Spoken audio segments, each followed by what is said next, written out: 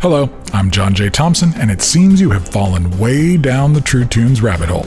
Maybe you've come to the podcast recently and are just working your way back to our first few shows, or who knows, maybe someone sent you a direct link to one of these early outings. All I can say is welcome, thanks for stopping by. Bruce and I are glad you're here, but have some mercy on us, please.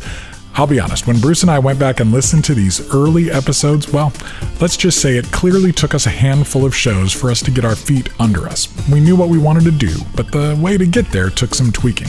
But the interviews are still valuable, and it's probably worthwhile to have these available as documents of our evolution, so we've trimmed them up a bit, tried to keep them timely, and inserted these little disclaimer introductions to each one. You might still hear a few dated references, some wonky edits, and some rough fades, so have some mercy on us as you dig these earliest episodes out of cold storage and enjoy. Thanks for listening. Oh, and if somehow this is your first exposure to our show, please check out any of our more recent episodes for a more accurate representation. Okay, Bruce, roll it. Mahatma Gandhi once said, "Let our first act every morning be to make the following resolve for the day. I shall not fear anyone on earth. I shall fear only God. I shall not bear ill will toward anyone. I shall not submit to injustice from anyone." Let this, then, be the theme of this record.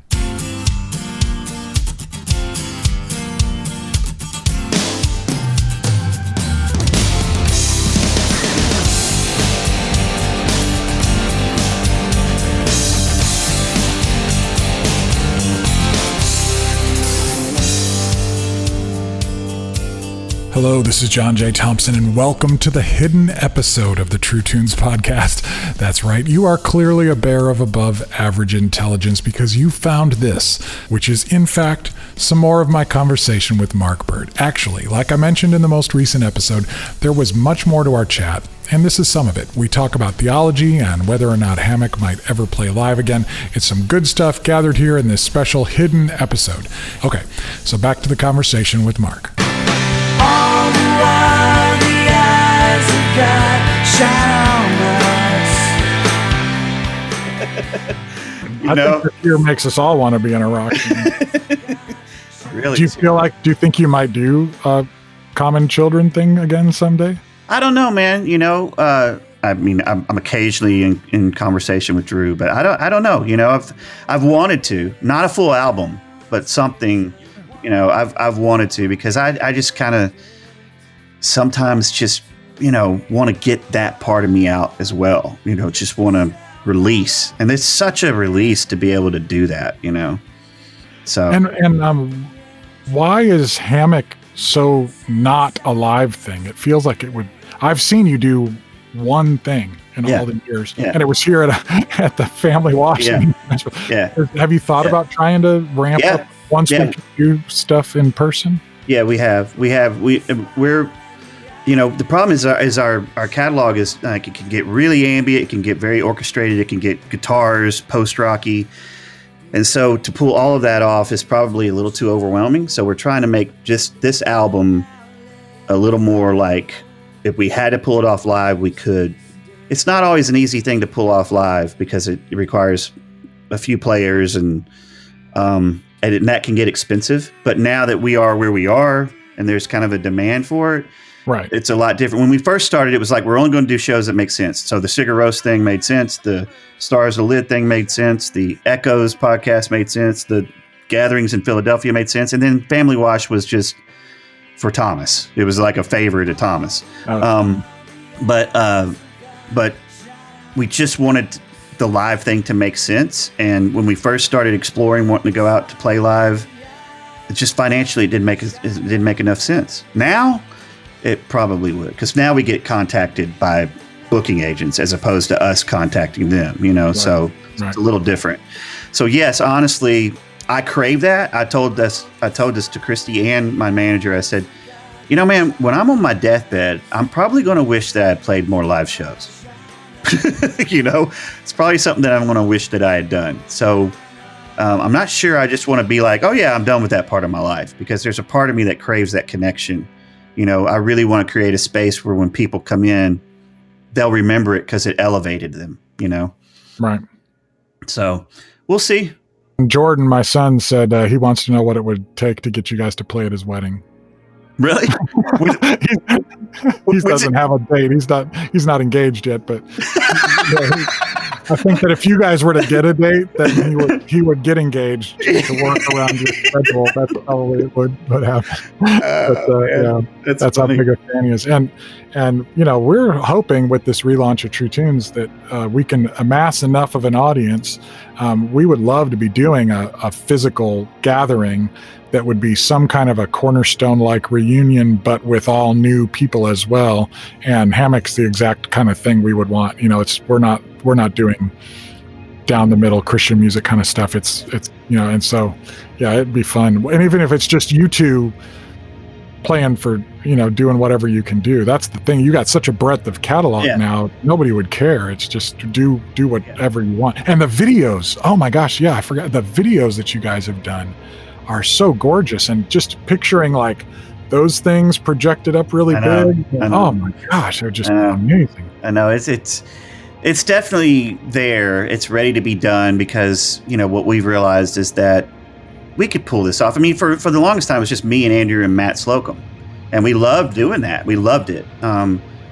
But man, it's intense rehearsing, which I'm not afraid of the work. It just is really. To pull it off. I'm both Andrew and I, and thank God, we're both just like we want to make it really good, and so that takes a lot of work. And honestly, we just would love to play old European churches. You know what I mean? Like just the natural reverb of the room, because we did that in Philly at the church that's there on the campus for the gatherings for this Echoes radio show, and it was amazing having projections in this old church and the sound kind of just this natural cathedral kind of it was beautiful. And so I got a taste for that. I would love it if we could do like old churches in Europe. Prague, you got to go do Prague. Yeah. And I got some friends in Prague, so if you get ready, let me know. I can connect you with some people there. So all right, and I might go. Just let me save up for a while. Don't go away. The True Tunes podcast will be back shortly. We're back with the True Tunes podcast.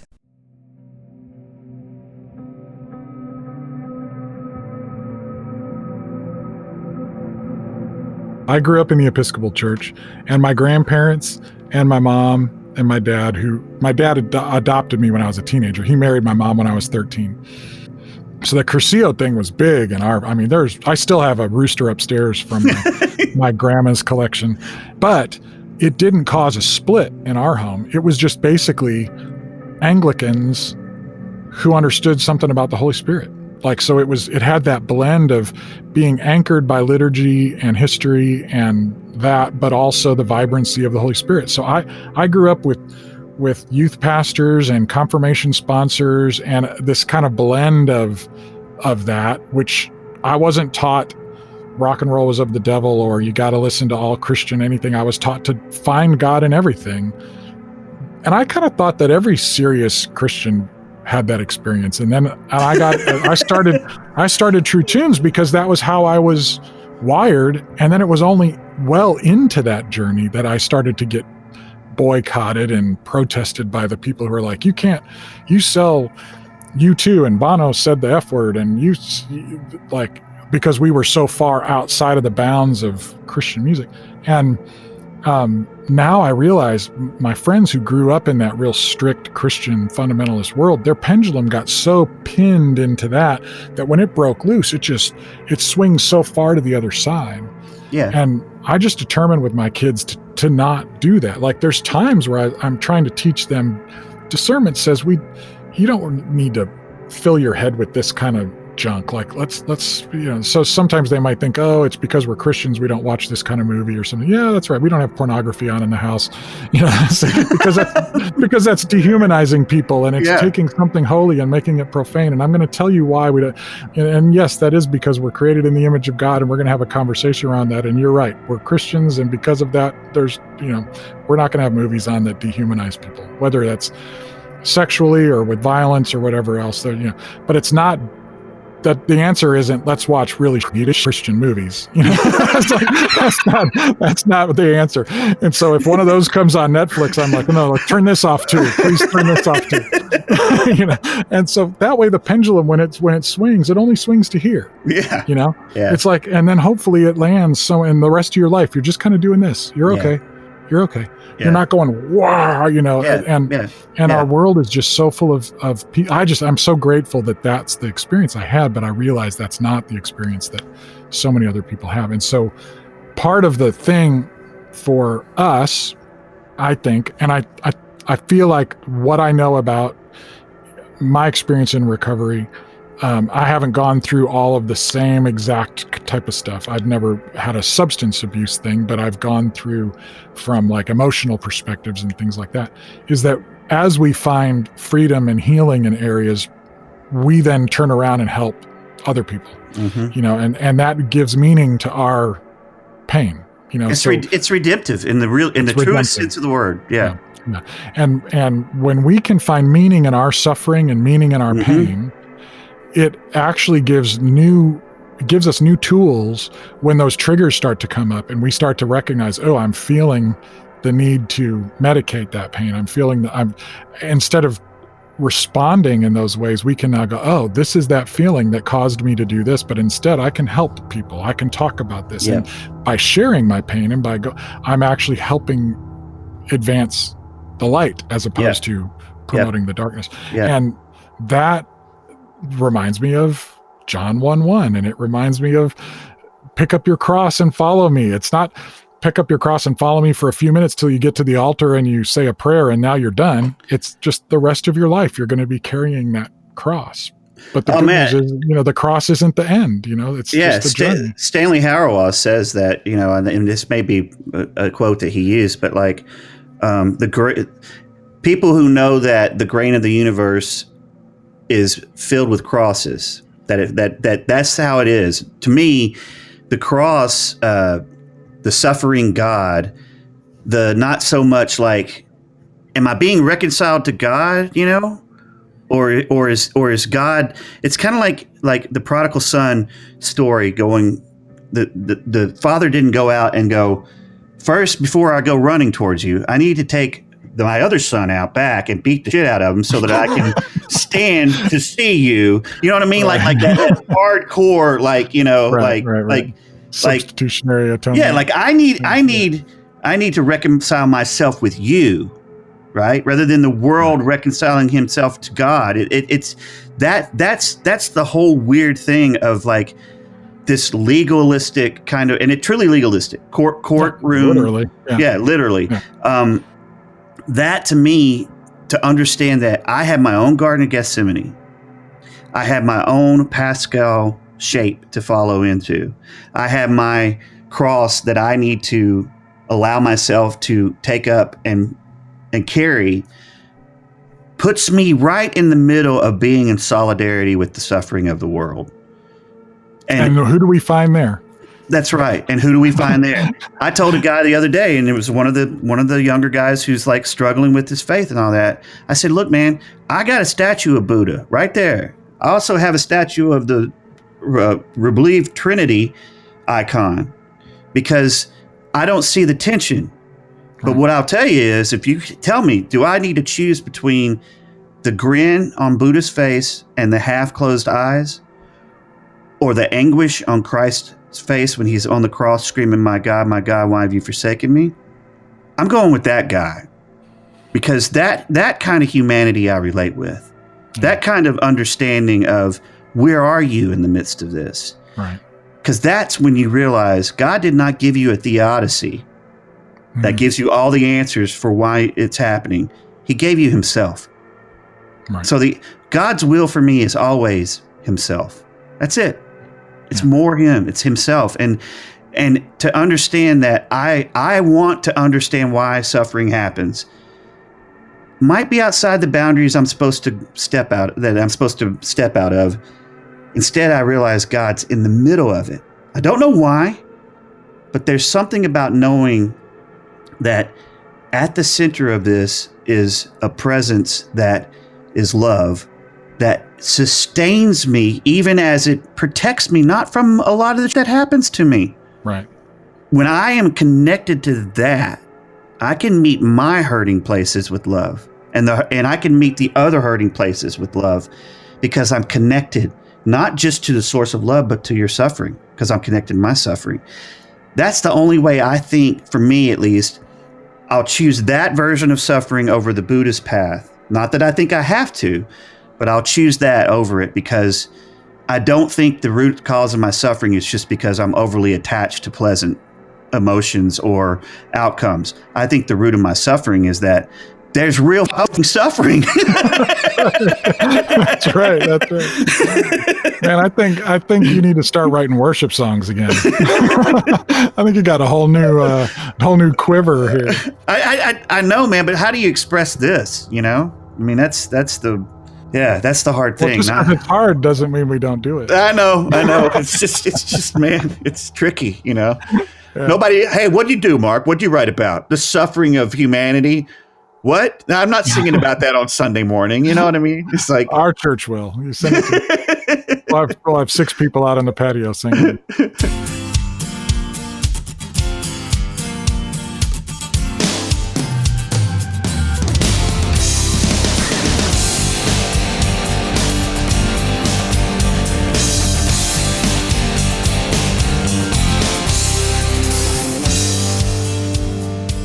That'll do it for now. And by the way, thank you so much for the feedback we have already gotten on this episode with Mark. He reached out to me already, and I know that your response means a lot to him as well.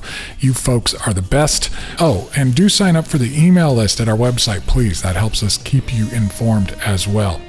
This whole thing is about community and conversations and music, and how by learning to listen better, we can become better people, more in line with the beauty created within us and the reason we are here in the first place. We are a tribe formed around music played under the open sky and tattered tents.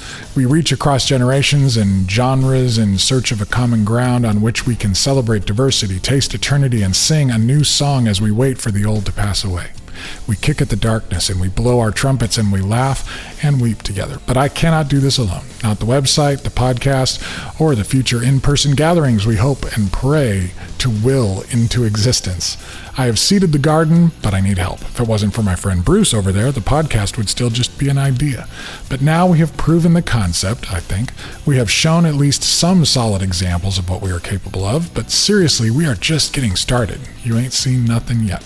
I eagerly hope to regather as many of the old True Tunes and Cornerstone Tribe from our heyday decades ago as I can, while we passionately welcome an entirely new generation into the mix as well. All of this takes time, energy, and funds, though, all of which are thin right now. So I'm looking to this community to help share that load. Revenue raised through this campaign will help me invest time into creating the content for True Tunes. It will help me invest in the necessary marketing needed to reach the people that we feel called to reach. And when the time comes, it will help us gather together to do something fun in person. So yes, I will continue to do as much as I can through True Tunes with or without financial support. However, if everyone listening to the show or reading the articles was to kick in a few bucks per month, it would put some real wind in our sails. We could really move the needle. Those handful of individuals with the means to do more can make an enormous difference through efforts such as these. My goal is to gather the attention of tens of thousands of people, not going to lie, I dare say 100,000 people who are interested in art that resonates on the deepest spiritual levels and yet remains accessible to anyone who wanders under this tent. A tribe that big would change everything for the artists struggling to make ends meet out here in the fields. A tribe that big would create opportunities for younger artists to incubate effectively. We did it 30 years ago and it was much more difficult and much more expensive. There's no reason we can't do it now. The music in these conversations can change hearts, and changed hearts can change the world. There is no longer a need to limit our expectations with labels and genres and ghettos. Let's blow the doors off this thing. All are welcome. We have nothing to sell and no codes to protect. What we do have is a mandate to love with everything we have, and this little corner of the world happens to be full of some amazing music. So let's love with that. Join us if you can. Oh, rich young ruler came one day to